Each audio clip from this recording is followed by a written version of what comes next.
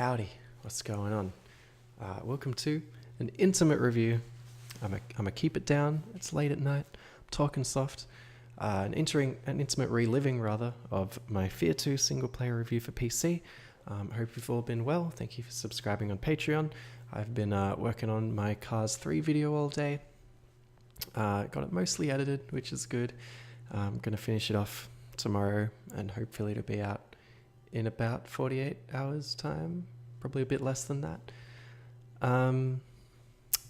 Yeah, this is F.E.A.R 2. I didn't finish the game before reviewing it, so no lessons were learned there.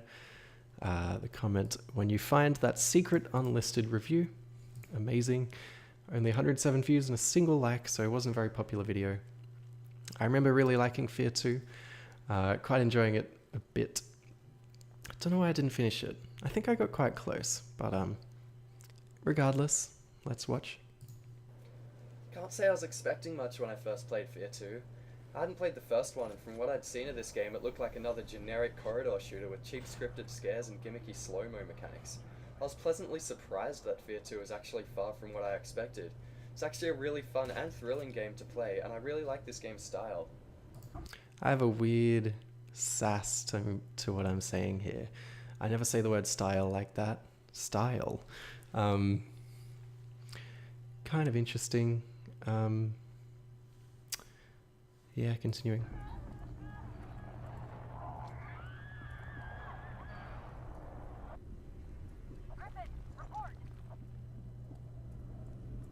Another decently long gameplay stretch, which shows, have I really learned anything in this whole period? Also, black bars surrounding the entire screen. Terrible.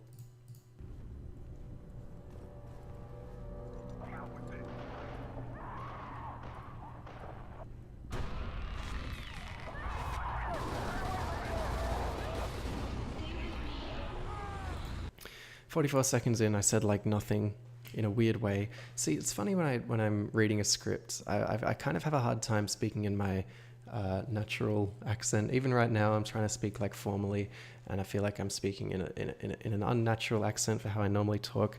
In this video, I seem to speak extremely unnaturally against my own accent, which is interesting.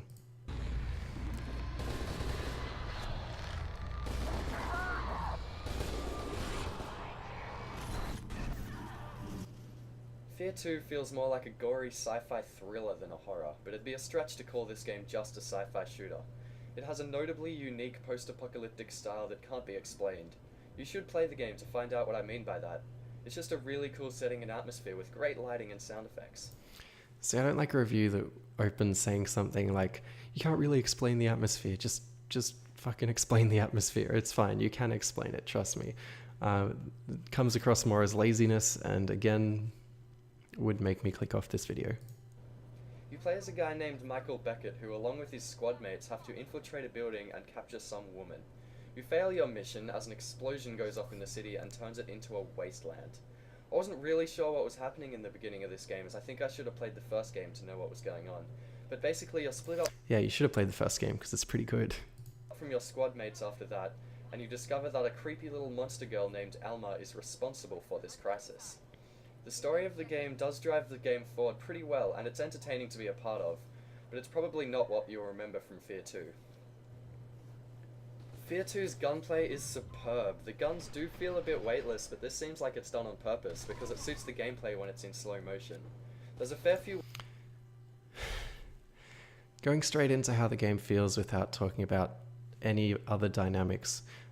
Like, if I'm like, the gunplay is superb, so I've gotten the audience thinking, oh, okay, why is it superb? And then the next thing I say, the guns do feel a bit weightless, but that's okay. It's like, but why is it superb? I don't care how the gun's weight feels. Weapons to choose from, such as shotguns, machine guns, rocket launchers, sniper rifles, and even a flamethrower. But they're really fun to use except for the flamethrower. As much as I love flamethrowers, it didn't quite feel as smooth or effective as it should have in this game. I also liked how the game gave you multiple grenades to use against enemies, such as explosive grenades, incendiary grenades, and EMP grenades. And the game's brilliant fast-paced music keeps your heart pumping during shootouts.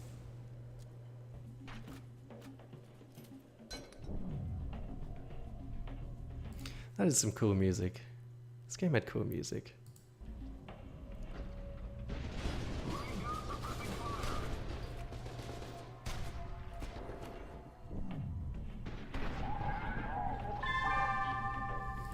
Fucking noise again that seemed to plague every single review. That wasn't your computer, by the way. That was just a noise in my review.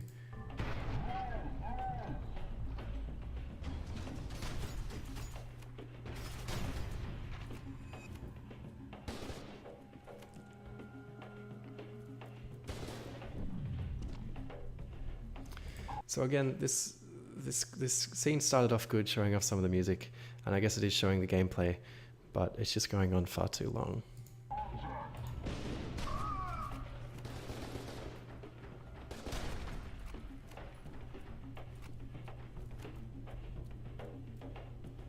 Because Michael Beckett, the guy you play as, gets put into some sci-fi medical chamber that gives him superpowers, the game features the ability to slow down time. How this works isn't really Normally I'd show that medical chamber, or I'd show that scene if I was talking about it. explained, but the mechanic is actually a lot of fun to use. It's really cool busting into a room of guards, going slow-mo and gunning down everyone in the room. It's great fun how you can activate slow-mo at any time with a press of a button. It is limited though, as you can only be in slow-mo for a certain amount of time, but this bar quickly refills whenever you're not in slow-mo, and you can upgrade its length throughout the game, so that's never really a problem. That being said, the game still puts up a challenge on its harder difficulty, so it's not really a cheap way of winning the game. Something interesting about my writing is that I picked up on at some point, probably around like the end of 2016 or 2017, is that I used to say "that being said" all the time. That used to be my way to transition or to finish a point. I'd be like, well, that being said, this is, and I said it just then. It annoys me whenever I hear it, that's all. F.E.A.R 2 has little to no puzzles in it, and it's a linear shooter, so it can feel repetitive at times. But the level design is outstanding and locations are varied, and often as you start to think the game is getting repetitive, it throws a new enemy type at you or throws in some twist in the story to keep you going. There's even a scene where you're in a mech suit. I love mech suits. I think you could hear me laugh there. I love mech suits. Listen closely. Love mech suits. Yeah. Yeah, interesting. This isn't too bad. I feel like I'm talking in detail, but it just feels a bit like I'm talking a lot about the specifics in the game without ever talking about the basics to why I like the game. I'll be like, the gunplay is really, really good, and then I'll just talk like, you can use grenades and you can shoot these guns, and there's mech suits in the game, and you can slow down time, but I never talk about the actual like dynamics of why any of it's any good, which is something I definitely should be doing before going straight into any specifics like this.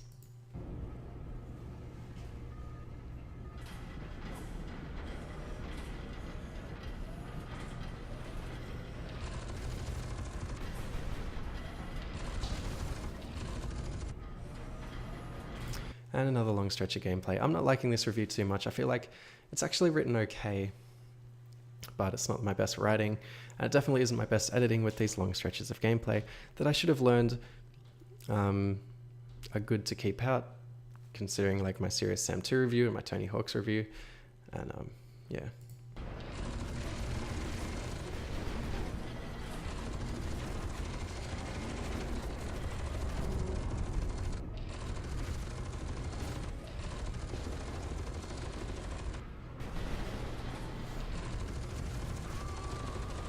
Also note all the Steam notifications popping up, very unprofessional.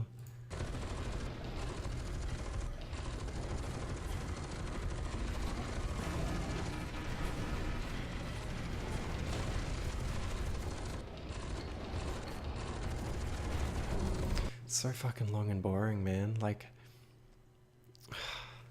it's frustrating me that if you ever make videos, pacing is maybe one of the most important parts to the video, like maybe the most important. Keeping your audience interested and engaged, and I think this video really lost everyone when it just started with a massive chunk. But The scares in this game are a mixed bag. A lot of the time when the game tries to throw a jump scare at you, it fails because it takes control away from you. But when it doesn't take control away from you, it works really well. There's one absolutely fantastic and thrilling moment in the elementary school that I won't spoil, and it's really memorable and well done. See, I'm saying I'm not spoiling it, so I like tease you with something, and you're like, oh shit, he's going to talk about some really well done thing. And then I'm like, oh, but I won't spoil it, and then it just comes across as lazy. Fortunately, moments like these are few and far between.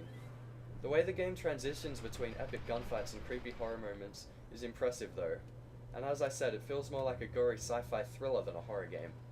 It's often thrilling at times, and it's creepy at times, but it won't make you jump too often. And I admit that I did jump a few times throughout this game, but I've played much scarier games before.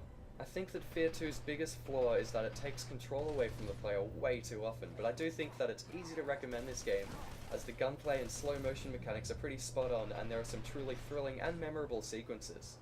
There's a multiplayer component to this game, but it feels a bit tacked on, and I feel that this game was made for its campaign. Why you would add a competitive multiplayer into what was supposed to be a horror... It's pretty interesting that I managed to play the multiplayer for this game. Also, it says single player review, and I'm talking about the multiplayer, but whatever. Yeah, it kind of dates this a bit. 2012, game came out in 2008, was it? 2009? Yeah, 2009. So yeah, I guess it makes sense that the multiplayer was still up. Just interesting to see gameplay of it, because it's probably unplayable now. horror game beats me. I only played the deathmatch mode, and it felt like a cheap Call of Duty I really only played it for like 2 minutes for the review, by the way. knockoff, complete with annoying spawn points and ranks to unlock guns. It's very out of place. F.E.A.R 2 was released for PC, Xbox 360 and PlayStation 3. I reviewed the PC version, and I want to go out and play the other games in the series now, so look forward to reviews for them. They never happened. That's the video. Yeah, I wasn't too big on that. I feel like it didn't really dig into the meat of the game in the way it should have. It kind of just danced around the points I was actually making. So the writing wasn't great. Obviously the pacing wasn't great because we had long ass stretches of gameplay without me talking. The aspect ratio shit is completely fucked. So in terms of the ranking, I'm looking at around, I'm thinking below, ooh, is it better than the Sands of Time? Yeah, it's better than the Sands of Time because that review was so nothingy. I'm thinking between Homefront and Sands of Time. So, regardless, thank you for tuning into this intimate ASMR version of reliving my content. Hope you enjoyed this episode. Yeah. So I've been working on YouTube all day. I've been doing my thing.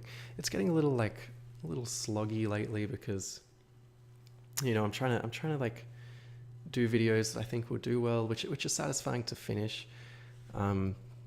So at the moment I'm doing Cars 3 and then I'm following it up with The Sims GBA.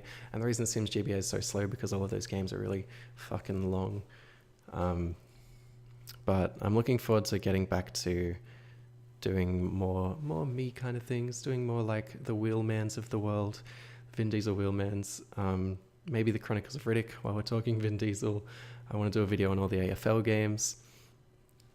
I just kind of want to get through the next couple of videos so I can allow myself a bit more me videos. So it's a bit of a 2 for you, 1 for me kind of deal, which I think is the way to go when I'm trying to turn this into a serious sort of business kind of, not a business, but I'm trying to turn it into a job. But yeah, thanks for listening. Thanks for watching. Sorry I'm so intimate.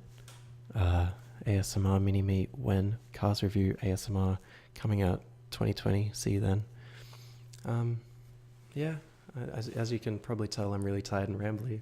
So yeah, take it easy. I'll talk to you next week. Bye.